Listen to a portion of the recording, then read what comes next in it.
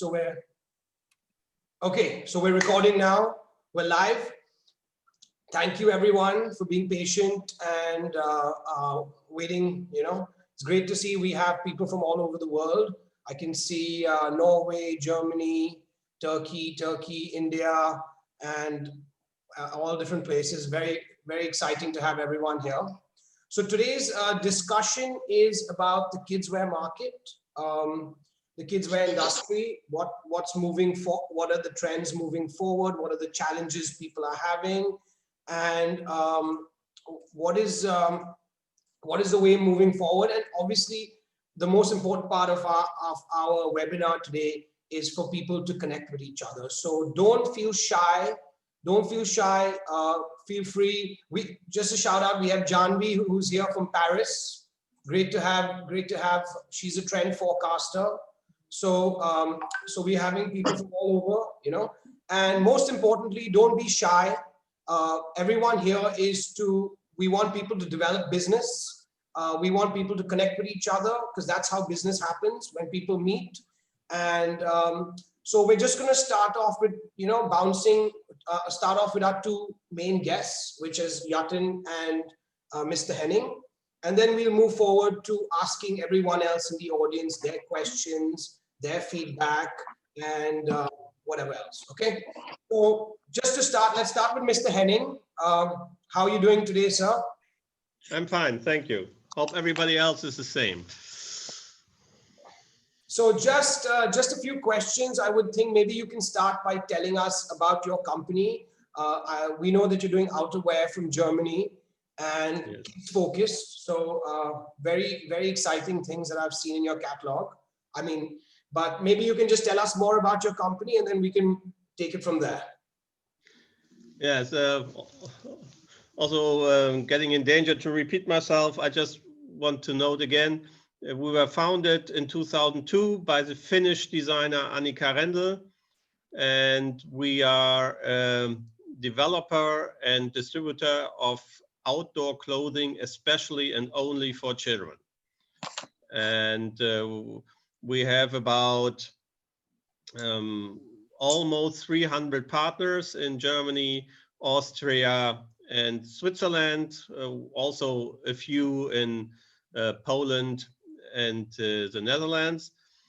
And we are very happy and lucky that we got this niche in the market and became quite a strong label, mainly due to the quality of our products.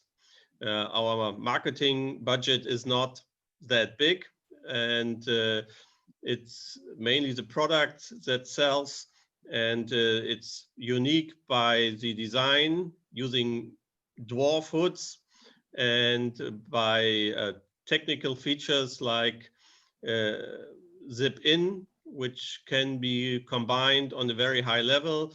Not only are there about 18 inner jackets that can be combined with 6 outer jackets, but this not only happens within one season, within one collection, but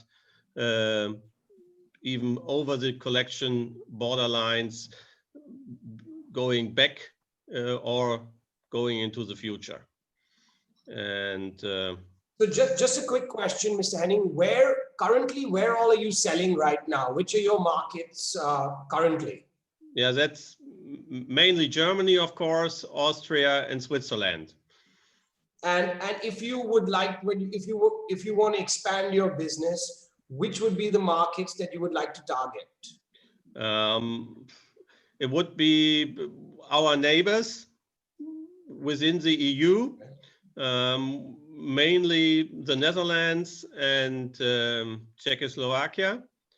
And of course, Great Britain is very interesting due to the weather and the size of the market. But I don't want to say the word. Brexit, of course, makes everybody insecure at the moment. So since you're in such a niche market, how has COVID impacted your business? Have you felt it because I know people who are general, but people who are very niche markets, some of them have totally survived and have been completely foolproof. What can you tell us about COVID and your business? We are just about to finish the best year of our company's history. Oh wow! I wouldn't have been able to tell you that in March. Yeah, we were very insecure too, and we were afraid everything could happen. But first of all, the surprise was children keep growing during Corona. And so they are still in the need of clothing. And secondly, we are working in a fashion area that's very close to online shopping. Yeah, it's much easier for the mother to sit on the playing ground, watching the child, using her mobile and buy the jacket, the trousers, instead of taking the child into the city or finding other ways. So the internet, the development of growing sales in the internet just accelerated by Corona. But so are you selling only on your website, or are you also selling to boutique shops and stockists all over Europe? No, the majority of sales we do via dealers, Okay. and but the internet makes up to, I would say, 40%. We got our own online shop, and yeah, it's just a development. The thing is that the quality of our clothing makes it necessary that once you must have an experience, you must feel the texture, you must see the function, and then you get the trust into the clothing, and then you are willing to pay the price we ask for. So just one more question. When you sell to these stores, obviously you sell it in a wholesale price. Yes. And what is the suggested markup that you tell the stores? We're in the lucky position to start with a margin of 2, and Okay. got additional discount on pre-orders. Okay. No, I mean, if you were to say, and if you had sales agents that would sell for you, do you factor in a commission for that on the selling price, or how do you work? How does your model work? In general, they work.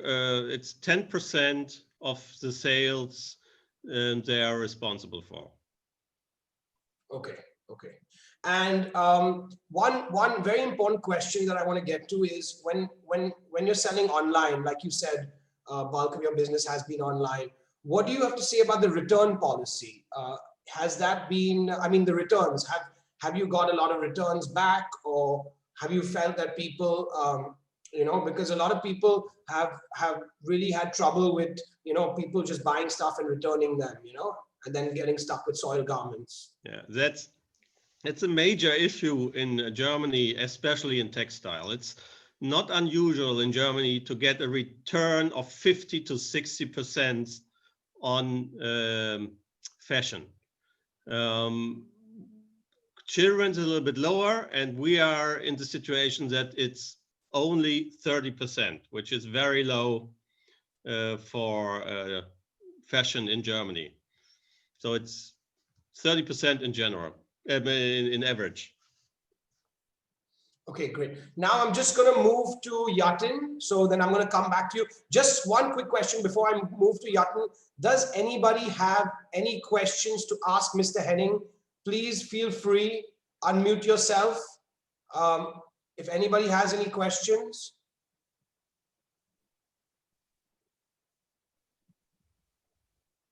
Well, I guess like you've answered everything. Okay, so we're going to move to Yatin now.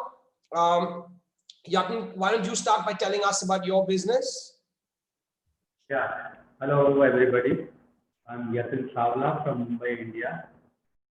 I started my business in 1990, and we are specializing into girls' wear, and that too largely party wear. Our market is only India, metro cities, tier 2, tier 3 cities, and we are white labeling also for large format stores in India. So this is the story. Mr. Yatin, Our focus is, you're currently selling sorry. only in India right now? Yeah, I wouldn't say only in India, but exports are very negligible. Okay, please go ahead. Yeah, so that's about my company and the product. And our specialty is only girls wear, and that too party wear. India is very festive in nature, and we have a lot of festivals, and we love to celebrate occasions, different occasions and festivals. So there is always a good demand for party wear. And what we believe is the party wear, whatever we design, has to really look good on the child and enhance the beauty of the child. And the garment should not be very loud, where it overpowers or overshadows the child. So simplicity is the most important factor we look at. Second thing is quality and styling. It has to be trendy. The material has to be really good. It should not cause irritation or any problem to the skin. So we take care of that. Quality is most important aspect. And yes, we believe in affordable fashion because India is a very large spectrum of income, wherein we try and see that more number of people can afford our garments. So since you mentioned that you're doing kids wear, party wear, since COVID has pretty much stopped parties, have you felt your business has been impacted? Oh yeah, the business has been impacted very badly, especially for first 4 months. Yes, there was absolute no revenue, but in any case, that was the situation, and we had to deal with it. But after that, things have started moving, and now we are definitely seeing an upsurge. And slowly, once the restrictions on marriages, especially in India, marriages are a big function. Like people gather in the number of hundreds and thousands, and this is where people spend a lot of money. And right now, because of the COVID scare, the number of people gathering for marriages is restricted to 100 or 200 instead of 1,000, 2,000, or even more. So that's where the spending has definitely come down, but I think the speed will change slowly as the corona recedes. So moving forward, what is the plan for your business? Like what is the next few months? What have you strategized for your business now? No, we are back into business. We are sampling for the next season. We are also planning for the next season. Production is on. So that way, Corona was one good lesson. I believe that maybe that it was a wake-up call from the universe or whatever we call that. There were a lot of unnecessary things which were happening around with us in the society, in the organization, and there have been a lot of corrective steps. I think everybody, whoever has been little watchful and careful, they have started taking corrective steps. So that's what we have done. We have been a little more conservative. We have tried to be flexible, a little more supple, and yes, we hope to grow better. Thank you so much. I'm just going to move to our audience. Can I ask him a question? What's his brand name, Mr. Savla? Mycraft, MYKRAFT. Oh, Mycraft. Okay, thank you. Okay, I'm just going to ask Janvi Vyas here. So Janvi is based in Paris, and she's a trend forecaster, and she's currently working on developing a kidswear brand called RT22. So I just want to ask her feedback from France. Give us a little bit of your insights to what is the kidswear market and what do you feel? Hi, everybody. Just a small correction. So I'd worked for a trend forecasting agency for about 8 years. And now I've been doing more brand consulting and digital consulting. I think in terms of trend forecasting, it's, each market is different. So it's really hard to kind of give a big global generalization.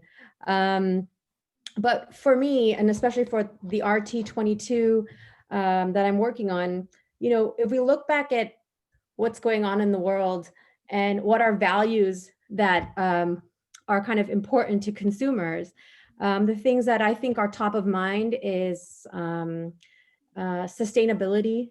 There's been that's kind of top of mind across all industries. I think because of COVID and things that are happening, people are going back to more things that are human.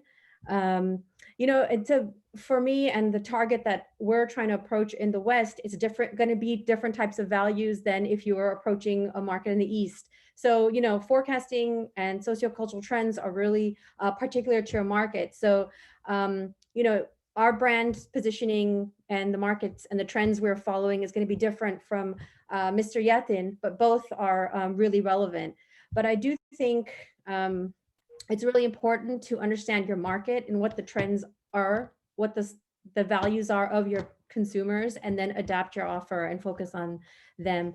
So I do kind of feel there's a little bit of humanity going back to what is important, going back to things that are special, going back to like a slow life, just because of the environment that we're living in. So that's kind of what RT22 is focusing on in terms of the market trends and the types of products that we want to produce that are sustainable. We're kind of in this go slow movement with our work. Thank you. Now, just to get another person's feedback and advice. So I'm moving to Dave Kiani, who is a fabric manufacturer. Dave's based in LA. Dave, why don't you tell us more about what are the fabrics that you're developing for the kidswear market right now, and how's your business been impacted? Well, we are based in Mumbai. We have a factory outside the city. It's one of the oldest mills. We specialize in discharge printing, in where you dye the fabric first and then you dry it, wash it on the next day or subsequent days. You print over it and it discharges through. So the front and the back look the same, has a very high color fastness. However, this type of printing is expensive. It takes more time, and everyone's moved to digital printing or reactive printing. But we are known for discharge printing, so that's the history on us. We have an office in Los Angeles, and it's become it's quite a mess in the US, especially, which is our main market. We see that the kidswear segment is doing okay, but it's moved more to knits rather than wovens because people are wearing comfortable clothes and working from home. And in that case, you wear knits rather than wovens. Also, we feel that the cheaper brands people are still buying. So your department stores, which have cheap brands, which are contemporary, high street fashion, are doing well. The mid to upper brands are not doing well. The high-end designer brands are doing well because that's always novel amongst the people who like that. The sustainable brands are doing well, and also small batch production and boutiques are doing well. So that the dresses which are costing you like above $100, $300, $400, that range are not doing good because people want to buy what they need rather than what they want. Except for the kids which you need to have because they're growing up and they grow bigger, so you have to have clothes. And also girls who are graduating high school, that segment is doing okay because that's an area where fashion is very fast and it's very short-lived. So it's kind of Instagram fashion, if you could excuse my pun on it, because the trends change very fast. So those segments are doing good. The men's market is picking up in resort wear. So we get inquiries for that. So we have a lot of digital printing that we're doing for men's shirting and novel artworks.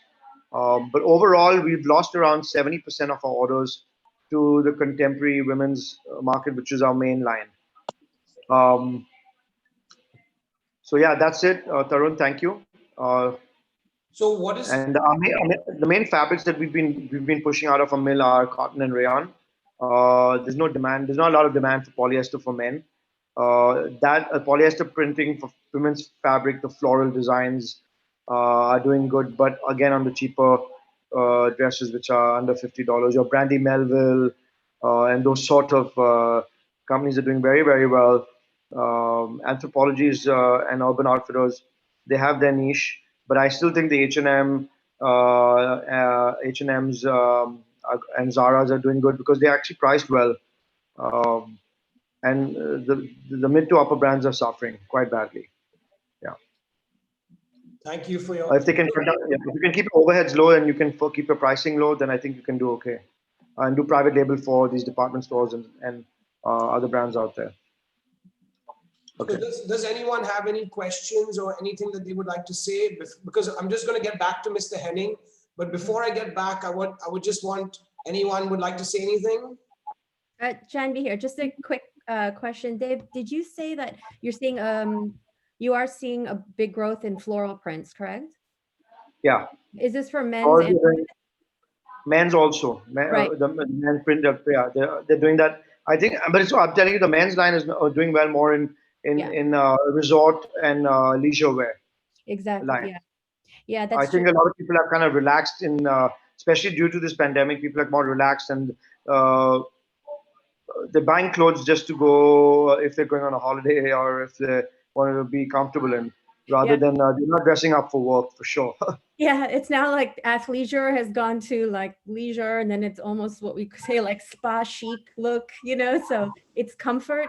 Yeah, but knits has taken It's a big jump. Knits has grown two to three times more than it was because lots of people are just wearing knitted fabric because your jerseys and everything are very comfortable and allows you to work from home. People don't wear shirts that wrinkle at home. Most people who are on this seminar right now, if they're at home, they're wearing a knit. yeah. you know. No, that's true. That's really interesting because when we were doing our so our brand is currently kind of more boys and fashion, but a little bit of unisex. But we've seen this big trend of menswear going more into florals, and it's also kind of related to the sociocultural shifts of what defines men and women and their roles. So it's really interesting to see that trickle and hear from a company like you with the source who's doing the prints and fabric. So we have an office in China also where we have lensing certification and we supply reformation. We're the main printers for Pendleton in Portland, but they're doing silk with us. So silk still has demand, but it's very expensive. And printing on silk also has a lot of wastage.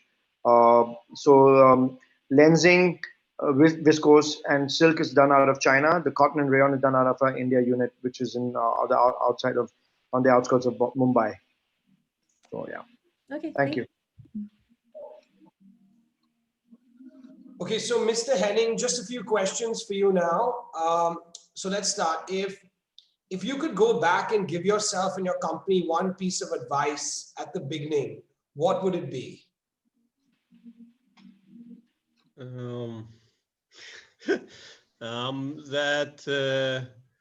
It's difficult. Normally, I would say we should be more cautious, more careful. But at the beginning, it's bravery that gets you started. So it's very difficult to say. What I would give as advice is look for the right partners and make sure that the goals of your partners and yourself are in one line, that you can march together and even handle crisis together. Yeah. So my next question now, what role do you think social media plays in the fashion and lifestyle industry today? And how is your company approaching social media? I think kids business, you see the best advertising in kids business is in front of the main door of the school and the playground. Yeah, it's recommendation that gets you ahead. And it's the same with the modern social medias. It's kind of the same way giving recommendation. You have somebody you can trust and you consider competent, and you listen to him. And so it's important, but on the other hand, personal recommendations from one mother to the other, and mothers are those who buy 95% of the clothing. So the personal recommendations are even as important. But what is very important is that you can. Question. Sorry to interrupt you. At what age do you think the decision making changes from the mother to the child? So, like, obviously, when they're 2 and 3, it's the mother who's making the decision for the clothes. But at what age? I mean, as a children's wear brand, been in the industry for a while, at what age does the decision go to the child? Of course, it depends on the child. But I say, okay, 2 to 3 years old, the mother decides. From 3 to 7, depends. The mother proposes, and she can influence the child, but she can't buy anything against the will of the child. Still, the prejudices are right. Boys are not so much into fashion as girls, and they don't care as much as the girls do. But when they have an opinion, you, as a mother, you are not allowed to cross that one.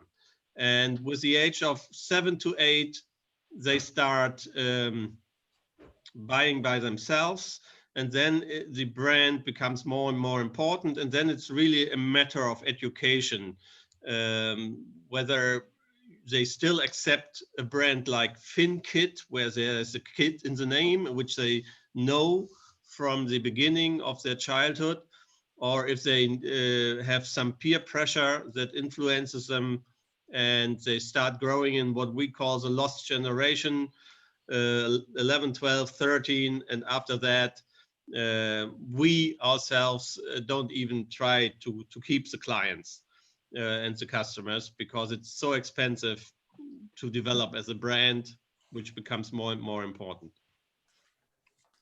So my next question to you is, can you describe your company in 3 words?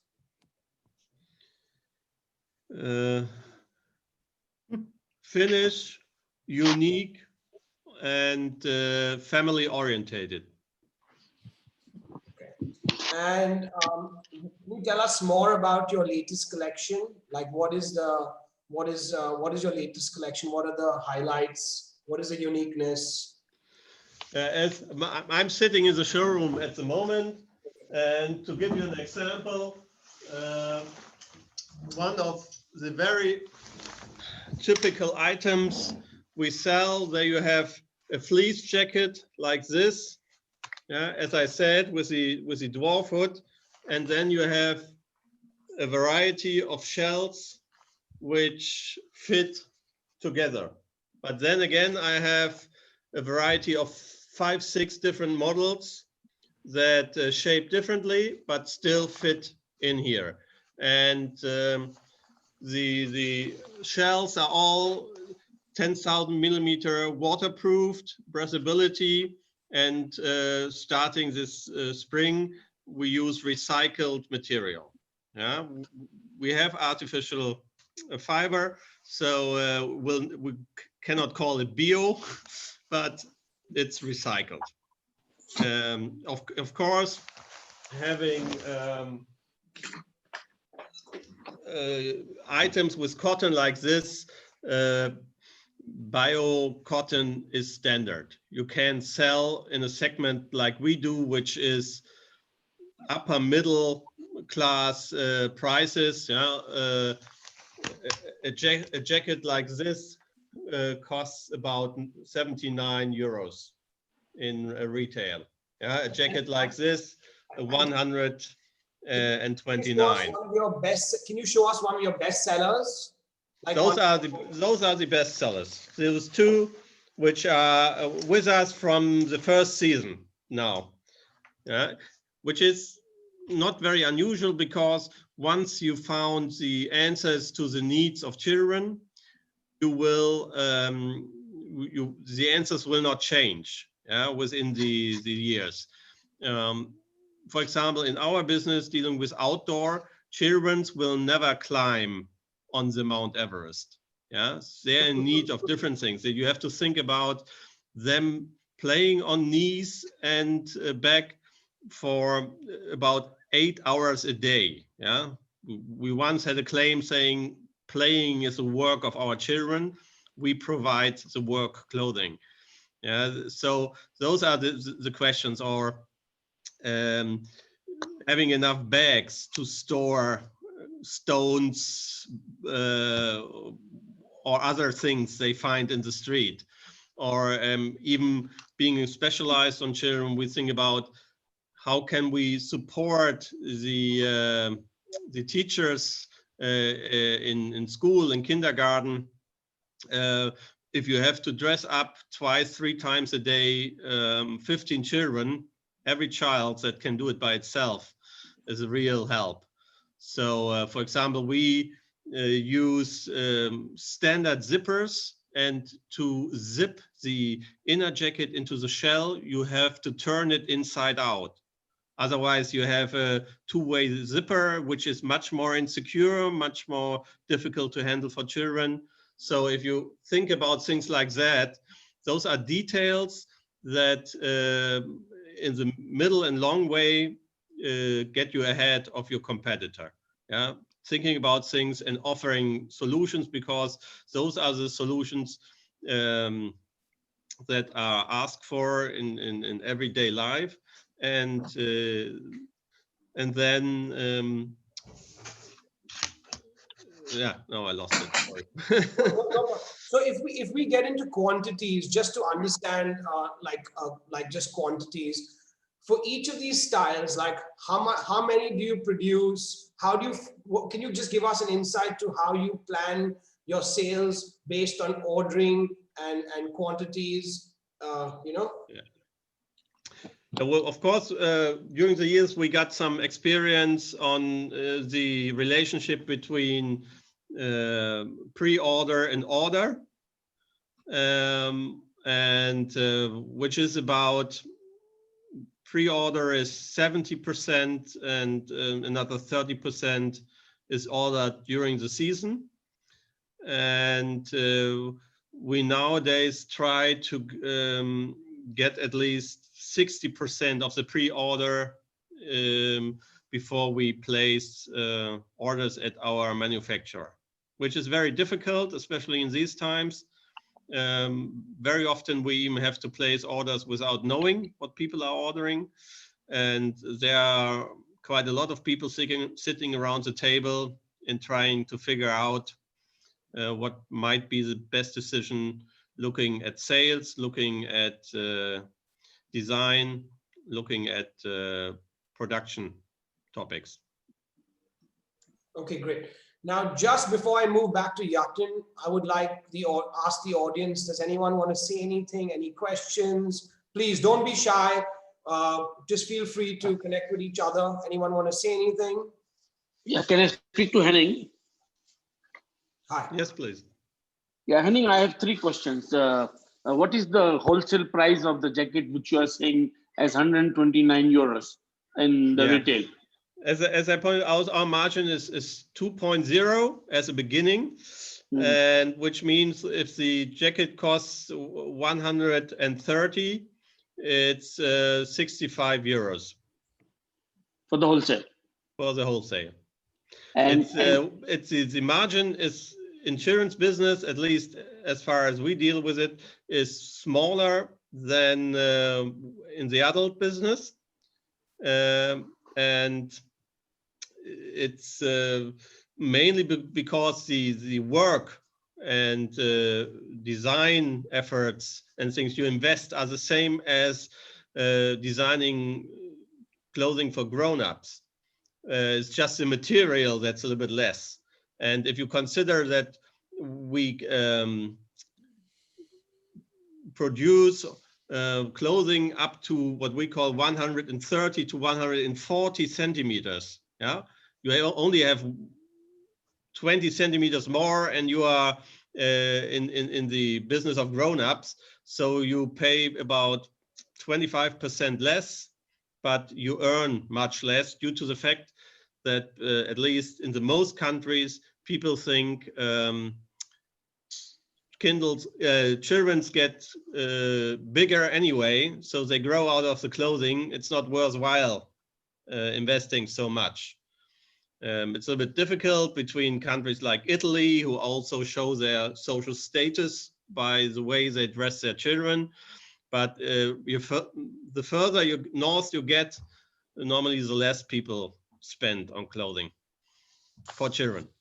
Okay, and the fabric you mentioned is a very special quality of fabrics for the spring. The fabric you're using is made in your country, or you're buying from somewhere else? We are working together with a company from Belgium, but they are placed with their factories in China and Bangladesh. The development was that all those artificial fibers came up in the 70s. It was the same time when China started growing. So the know-how for that special way of producing clothing got very strong in China and then Asia. And if you would try to find something comparable in Europe, it would be very expensive, and normally they are specialized in clothing for firemen or motorcycling or something on a higher upper level where people are able to afford producing it in Europe. Can you show on the screen the specialty of the zip you have been talking about? Now the zip, first of all, our shells have 2 zippers. Okay. Yeah, and normally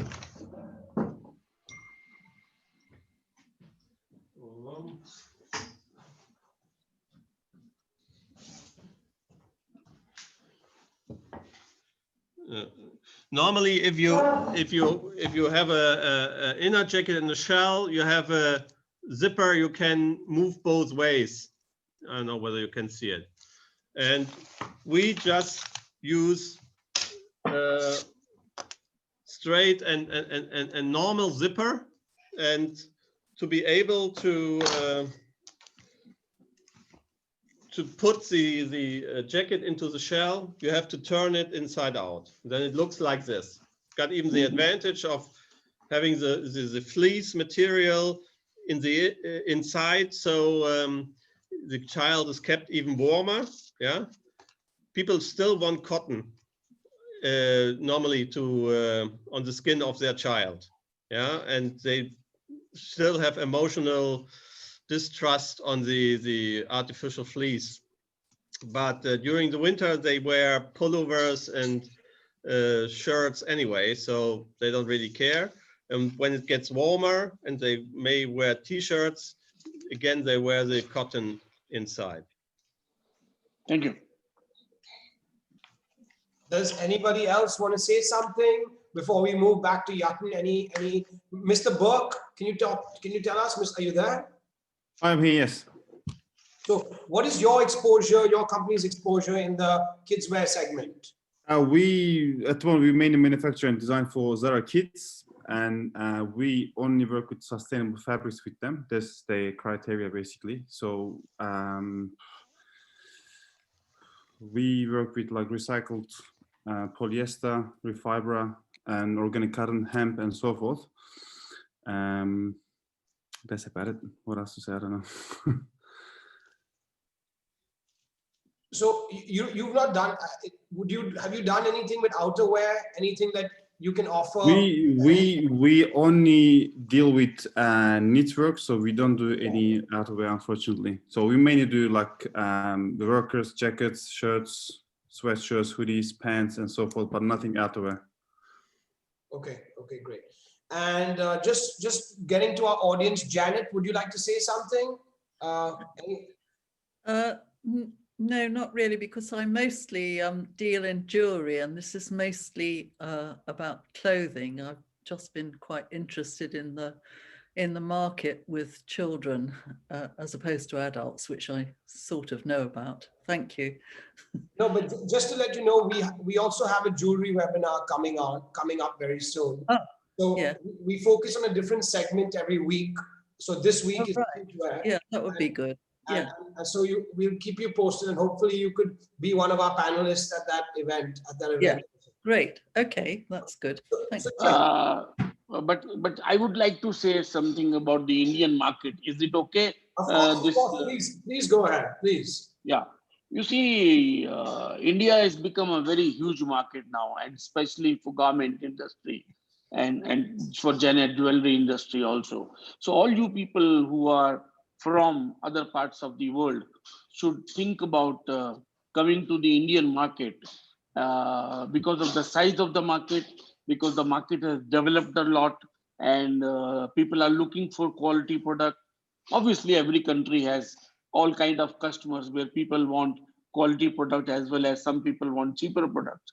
And India as a market had a reputation earlier that we are looking for cheaper products, but now no, we are looking for high quality products, and the demand is very high. And the proof is that we have all the top brands of the world market now in India.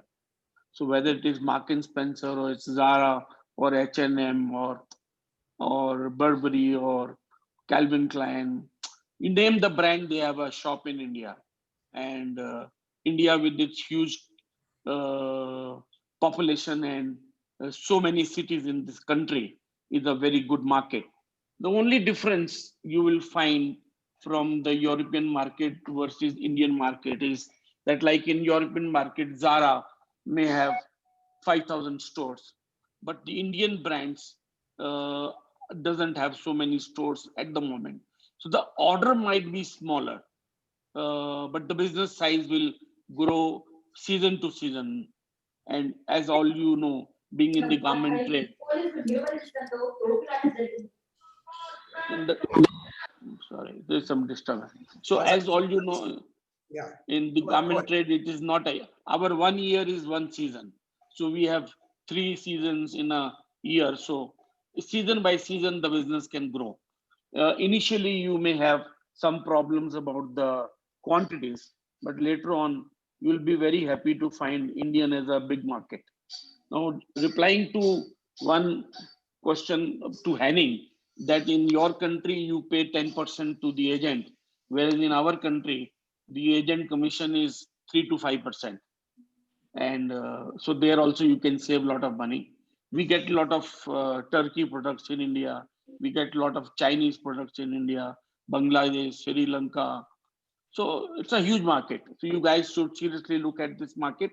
I am in this business from last. I just want to add something, Mr. Kuku.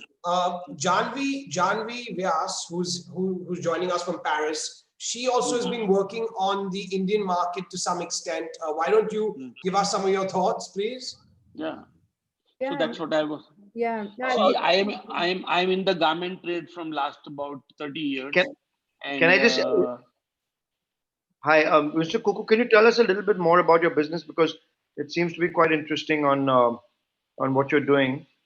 Sure. Before you give it to Janvi. Sure. Yeah. Sure. I am in the garment business from last 30 years. I am stationed in Mumbai, which is the financial capital of India. And I started my career in the garment industry as an agent and developed to a distributor, to a manufacturer, to an outsourcer, to a consultant, and to a mentor to many garment companies and many designers. So I have lived all my life in this industry. And what category of garments do you make? Is it for men's, women's, kids, or mixed? Outerwear? I have dealt with every kind of garment, whether it is kids or whether it's swimwear or it's outerwear or it is holiday wear. And I have interacted with almost any store in India, would know me personally by name or would have met me. So there is, and for you guys to come to India, the best platform is that India has many garment exhibitions, but the best out of them is organized in Bombay by the Garment Association called the Clothing Manufacturer Association of India. They have two garment fairs, in one for the summer and one for the winter, and it is attended by about 25 to 30,000 buyers from all over India. So that's the best platform for you to come and visit for the first time and then to become a participant on the next time. Whatever help you need in India in connection to the market research or market information or consultancy or mentoring, there are many people like me who will be able to help you. Any Thank you. questions? You are welcome. Thanks, Mr. Kuku. I just want to get Elena. Are you there as well? Elena, would you like to say something? Well, I don't know. I really don't know how I got here because I'm a pattern designer, and I go to Primera Visión and all these types of fair to sell my patterns. But I would like to do more kids patterns. That's why I thought it was going to be interesting to be listen to you. So Elena, where are you based? I am in. You mean where I am? Yeah, where are you based? In Spain, in the south of Spain, in Sevilla. Oh wow, fabulous. So yeah, but it's a fabulous place to get inspiration, but no many industry here, no many manufacturing, and so I think for me it's important to have a good online shop, online. So that's what I'm working on it. And to go to the fairs and to keep in contact with people all around the world. So when you said you're a pattern maker, who do you work with? Like are you working with companies, with brands, or factories? Who do you work with? I'm freelance, and I sell my designs for exclusive. I sell exclusive design. I do it by order, bespoke, or I have a library, a collection, and buy from the collection. And I sell for people that make textile, for decoration, bags, and intimates. So. And when you make the design, how do you give it to them? Is it a digital design, or is it how do you? I design both digital or by hand. I do very well the watercolors and small watercolors, flowers, and all the stuff, and then I put it on digital and by layers, and I send it in high resolution. So just you have your file and you on repeat. So you just have. I have a question for Elena. I buy artwork, and I know from Robert Bonet, Weston Wright, Carolina York. For your vectors which you're making, how many colors do you go up to? Maximum 12, or you're going lower than that? Because most people want to keep the colors quite low, right? Yeah, I can do whatever. You have unlimited colors, but for screen printing, they're going to have to reduce your colors to under 10 colors, right? But if it's a bespoke pattern, you can, for example, if you tell me I need this for kids, right? And I do the design from the beginning, I can control all the different layers that we're gonna have, because I can. With color separated and it's repeat. Yeah, But for example, if I do, it's more difficult if I do it in watercolor than if I do it digital, because if I do it digital, I can use the color. I mean, I'm going to do it with 5 colors. I do it with 5 colors, no problem. The thing is, when the design, you must leave your contact details on the chat so everyone can get your information. I think Yeah, it would be good to know because I can make a. very interesting. And I'm just going to move. I'm just going to move to Janvi because okay. cut you off over there. So, Mr. Kuku, was very nice to talk about the Indian market, but I mean, what is your feedback and where do you think is because for me, when I speak to people, everyone says they want to go to the American market. Is that the main market that everyone wants to be at? I mean, what is your feedback as a trend forecaster? Oh, I mean, India has been top of mind for years now, and you know, it's growing middle class. Also, India has a bit of the soft that people want to go there. But I find India very interesting. A couple of years ago, with my company, we worked for a big retailer to help them with development. So I think that there's things that we can learn from, you know, the West and the East, like different places. So, for example, in India, like some of these big brands, they know their products so well and they're just creating amazing things, but sometimes they need a little bit more help with brand building or how they present the products in the stores, you know? So I think there is a way that, you know, we can learn, like the West can learn from can take what India's bringing, and also we can provide help to Indian brands. So I think there's really this kind of, you know, each place has its you know, so many good things. So I actually loved working in India because I wanted to help the brands there grow. They have so much talent, but maybe they weren't perfect in the way they are doing their branding, their visual identity, their visual merchandising, but their product level is really good. So I think from a product perspective, there's a lot to learn. Also, you know, there's a lot of artists and creators there. So I find the market very interesting. As Mr. Kuku was saying, it's not like before at all. There's been a big shift there. The consumers are smarter. They are not just following trends, they are more sophisticated. There's a growing middle class. So it's definitely a very interesting market, and a lot is changing really fast. Okay, just before I go back to Mr. Yatton, does anybody else want to say anything? Does anybody else want to add any? Yeah, I would like to ask a question to Mr. Kuku. You spoke about major brands and their shops and things like that. Is there a level of specialized shops that have different brands or smaller boutiques, even though for children in India, or do you have to come as a brand, open your own store, and then have to look that your investment works in the end? You see, I'll answer your second question first. It's not important that you should come with your own brand and have your own store. You can always be a supplier to the multi-brand outlets which are many. I agree with Mr. Kuku on this one. Yeah. So there are many. I mean, the best Indian store is Shoppers Stop, Lifestyle, West Side.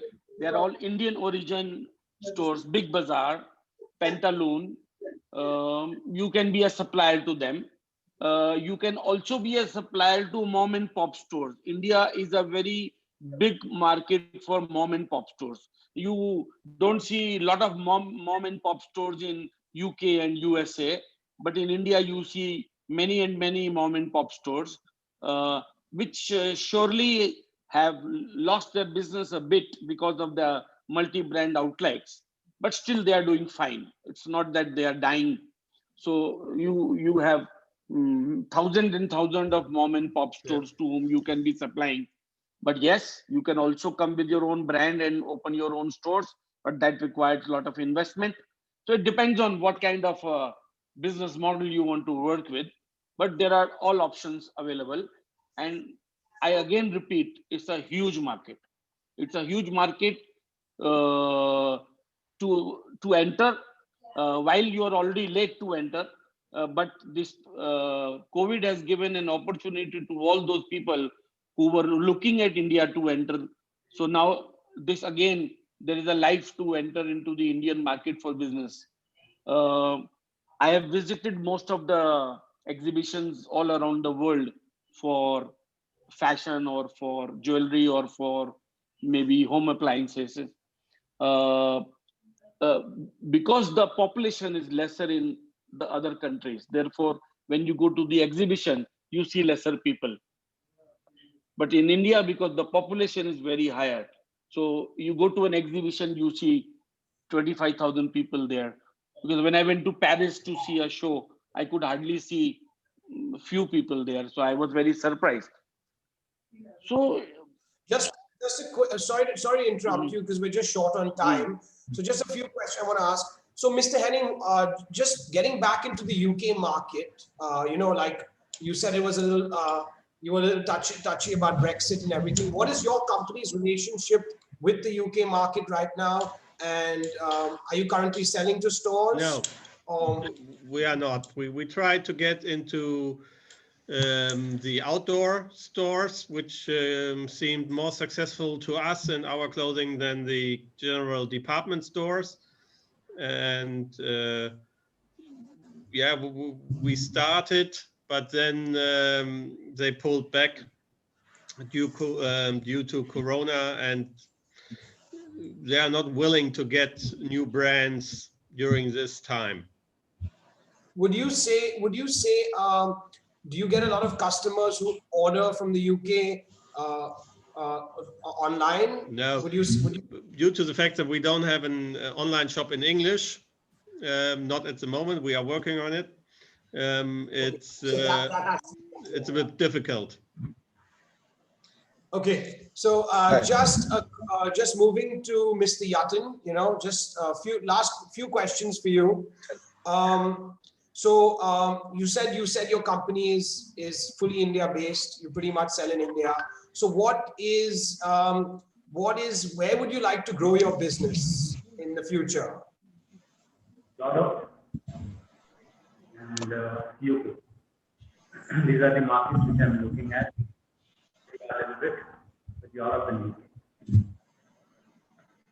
And currently, Mr. Kuku had mentioned about all the Indian stores. Are you currently selling to these stores, or how does that work? I'm currently selling with mom and pop stores, which you mentioned as the conventional retail setup in India to them, and I'm also white labeling for large format stores, basically making under their brand.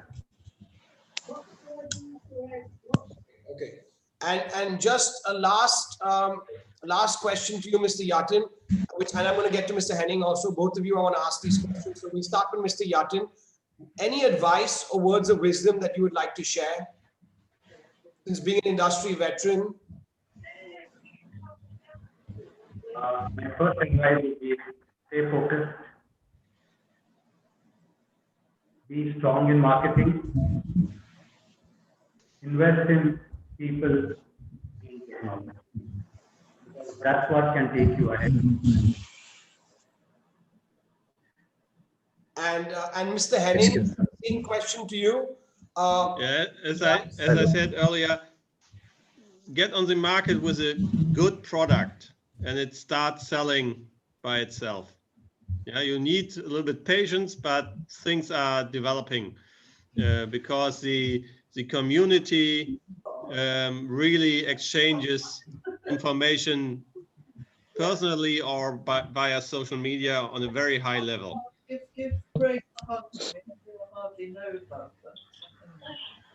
Okay, and just one more question for Janvi. So Janvi, you being a trend forecaster and a strategy consultant, if someone wants to contact you, how do they do it and what's the process? Oh, well, yeah, just if nothing too formal, you can just email me. I'll put my contact details.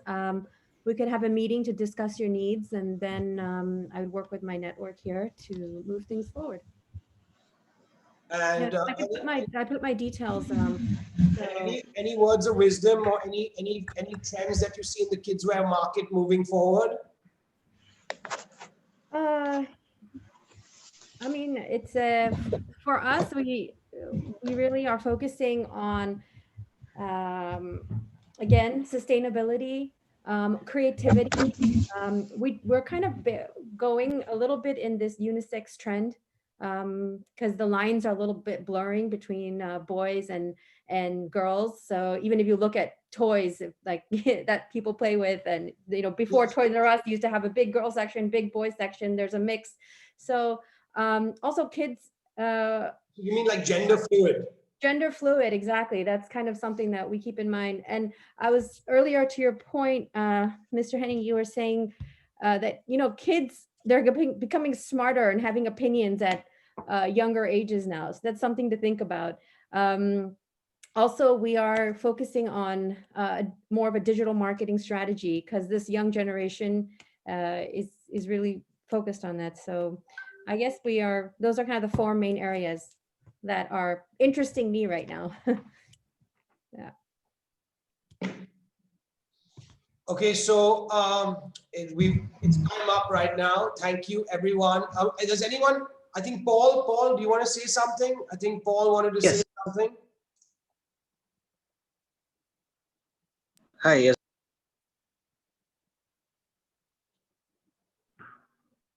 Hello, can you hear me? Yeah, we can hear you.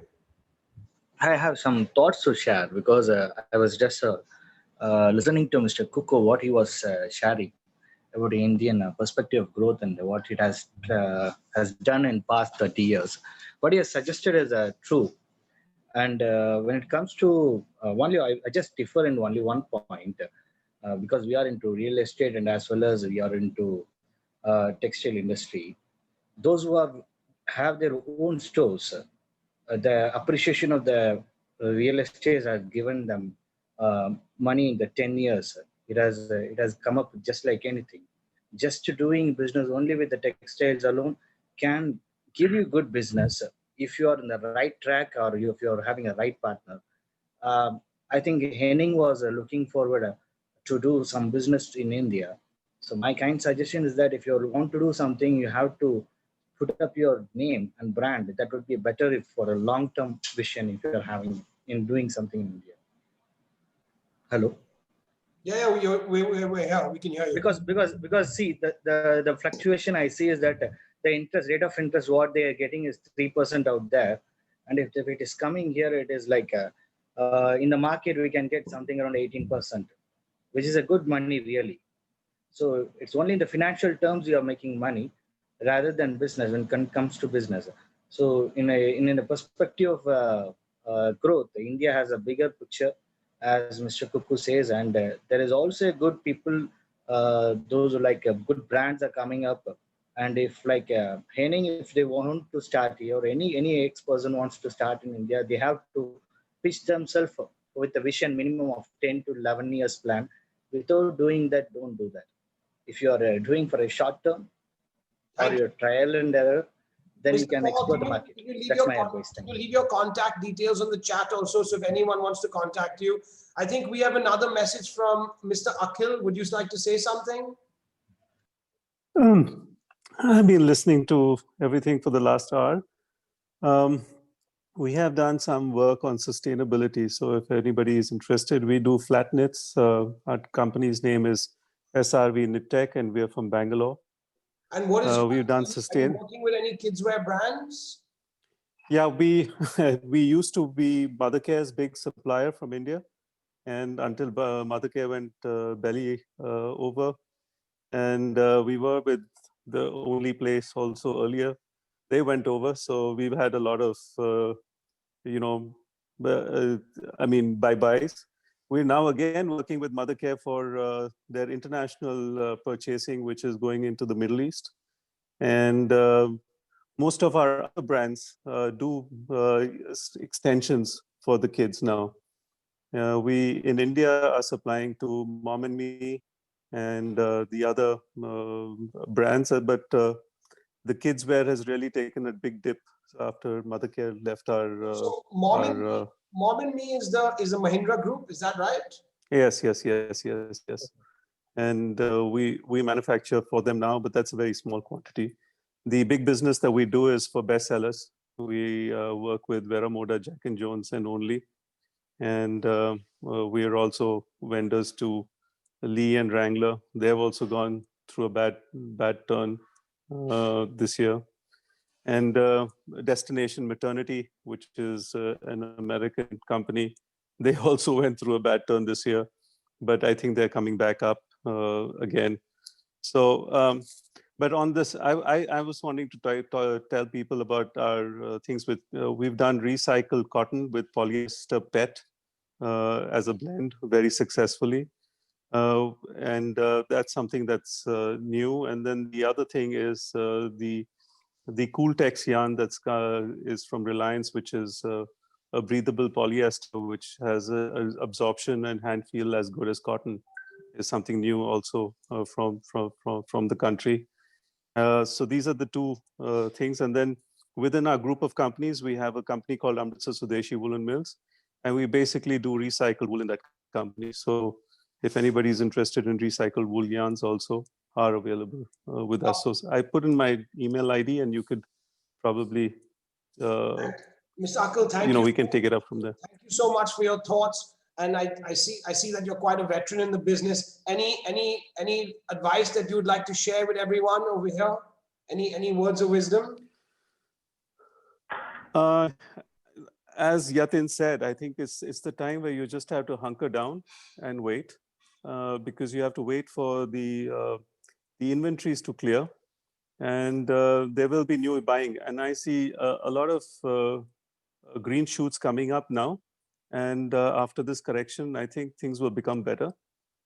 But for a long time to come, I think India is not going to be a cheap destination. India is going to be always very challenged. As far as price is concerned, India would be the place to get different things or value-added stuff. And I think we in India should be working towards value-added production only. So just moving to sustainability again, you seem to be doing a bunch of sustainable products. I just want to understand something. As Fashionablyin, we connect people together. Which are the people that you would like to connect to? Just want to understand more as a manufacturer, right? You would say yarn manufacturer. Who would you like to? Are you looking to connect with factories? Are you looking to connect with brands? Who are you looking to connect with, Mr. Akil? Actually, I'm actually really looking to reconnect. Is the real word, is because I've been in this business now for 20 plus years, 25 years in the fashion business, and it's gone a full circle where we were. In the 90s, 80s, late 80s, 90s, we were, exporting. Then in the early 2000s, we became irrelevant from 2005, 2006 against Bangladeshi prices. And then we became more inward focused towards the Indian brands, because the Indian growth story really happened in a very big way at that time. And I think, again, we've come a full circle where we've again become relevant for the world market. For some reason, I see a big surge. A lot of my customers, which were not working with me for the last 15, 20 years, in the last, not 15, 20, in the last 5, 6 years, have again started coming back. And people have moved away from China and are now, because of COVID, trying to... So we are receiving the rebound business from China. So the value-added product that China was doing, people are looking to move that to India. And one has to look deeper in India. India can offer everything that China can offer. Only thing is that India is not structured so well. So you have to actually find the yarn sources. You have to establish the thing. But actually, we have a price advantage also in most of the blended yarns in India over China. But the thing is that it's just, it's difficult to buy from Indian mills because of, sampling. Because in China, it's so convenient. Everything is 7 days or 10 days. But in India, that same 7 or 10 days takes 1 month. So but it's possible, and it's possible at a lower price. What are your lead times? If someone places an order, what are the lead times, average lead times? We work on 90 days over here out of our factory. But the problem is in the sampling stage. We don't make a first good impression from this country. It's always that somebody's struggling to go and get their, yarn and get their salesman samples out in time, etc. And the same thing when you do with China, it is all within 7 days, you get your salesman samples. I mean, your yarns out. And so within 20 days, you can make your salesman samples. I just want to get a feedback from Mr. Burke on Turkey. How do they do it in Turkey? What are your lead times, Mr. Burke? Our lead times for sampling is 3 to 6 days. For first orders, about 4 to 5 weeks. Repeat orders, 2 to 3 weeks. Okay. Yeah. So anyway, I think we've got it was a great session today. We've passed our time. And like I mentioned earlier, please leave your names on the chat. We will connect everyone. Fashionablyin, our goal is connecting people. And we have a whole bunch of services which we offer, which are on our website. And I'm really happy and grateful that everyone was here. And I hope some people got something out of this, because at the end of the day, it's about, I hope that people connect, people have made connections. Like, I'm sure, like, just looking at the people, I'm sure, like Akhil, you can do something with Janvi. I just see connections being made with people, which I think is the main reason why we do this. So does anybody want to end with some words of wisdom or anything that they would like to share? Because I think we've done good for today. Can I ask something? I thought Mr. Rich Brown, what's his name, was going to join as well. Do you know what happened to him? So yes, unfortunately, the time difference in Australia. 3 a.m. there, I know. I mean, so he canceled last minute, but so we had one more speaker that was supposed to join us, but I mean, that's what happens. Like, we thought 4 p.m. was good for us because it's 4 p.m. in London, 11 in New York, and like 9:30 India. So you pretty much get as much of the people on board, you know. Okay. So anyone else wants to say anything? Thank you so much for being a part of today's session. You know, Mr. Kuku, any words of wisdom?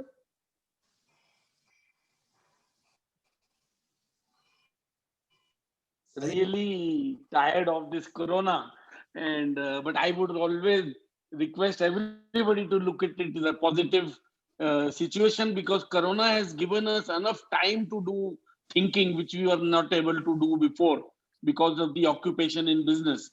So I think the coming years is going to be excellent, and there'll be tremendous business in the market, and there'll be a better clarity. And Miss Janet, would you like to add something? No, not really. It was fascinating, and I'm quite interested in the whole development of kind of children, because I think children have changed so much, and the buying of children's clothes and jewelry and accessories is a coming thing. Thank you. And one last thing, the Africa, would you like to say something from Norway, right? Would you like to say something? Yeah. Hi. Would you like to add something?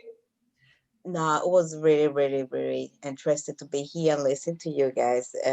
Very interesting. And thank you for that time. Okay, thank you. Sweden, actually. It's not in Norway. Okay. It's in Sweden. I can add one last word for everybody about because we are just talking about the children market here.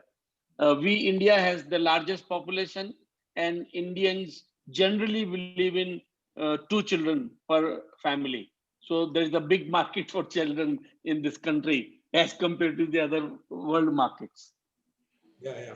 And hopefully we'll be doing our show again in London. So Fashionablyin, we do a show twice a year during Fashion Week in February and September. But to make up with everything, we're trying to do one in July and September. So hopefully the vaccine is going to be out there, and cross fingers, we'll be back on track, you know, in July. So thank you once again, everybody. It was a great session, and be safe.